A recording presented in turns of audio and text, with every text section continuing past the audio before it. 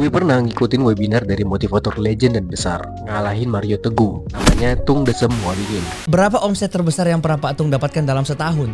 Kalau dalam sehari 555 miliar 684 Sehari juta Pak, masih 55 miliar. Dia pernah ngasih advice dan motivasi, kalau mau karir sebagai karyawan, melejit, entah naik gaji atau naik jabatan, lu harus kerja dengan kualitas di atas gaji lu. Jadi, dia cerita, kalau anaknya kerja magang di pabrik motor kalau nggak salah Suzuki. Nah, dia bilang anaknya bisa langsung ditawarkan sebagai karyawan tetap gara-gara dia kerja dengan kualitas layaknya udah jadi karyawan tetap. Intinya, kalau lu gajinya 3 juta, maka kerja lu harus senilai 4 juta. Lalu sering-sering bertanya ke atasan, kerjaan apa yang bisa dilakukan lagi? Dan yang terakhir, lakukan lobby ke atasan, entah naik gaji atau untuk nanya posisi jabatan baru. Gue sih setuju ya. Dan ini gue jadikan sebagai prinsip lah dalam bekerja sebagai karyawan. Tapi kenyataannya nggak kayak gitu. Gue malah dimanfaatin oleh atasan, di milking habis-habisan dan nggak dikasih apresiasi sama sekali. Apalagi dapat bonus. Nah, dari sini gue sadar kalau Tung Desem Waringin ini pembohong besar.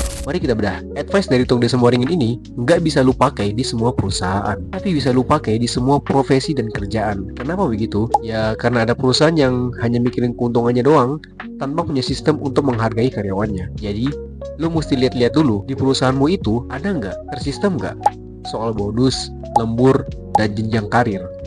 Kalau nggak ada, jangan pernah pakai prinsip dari Tung Desem Waringin ini. Kalau perusahaanmu ada, maka prinsip ini beneran work. Kamu akan bisa mendapatkan karir yang bagus dan cemerlang. Terbukti.